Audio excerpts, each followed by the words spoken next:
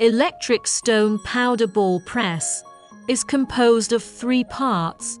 One is the feeding part. The feeding part of electric stone powder ball press is mainly to achieve quantitative feeding, to ensure that the material evenly into the roller. 2 is the transmission part. The main transmission system of the electric stone powder ball press is motor, triangle belt, reducer, open gear, roll.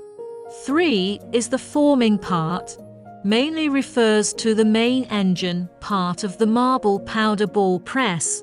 The core part is the roll. When there is too much feed between the 2 press rollers or into the metal block, the hydraulic cylinder piston rod pressure overload, the hydraulic pump will stop. The accumulator plays a buffer role on the pressure change. The relief valve opens the oil return.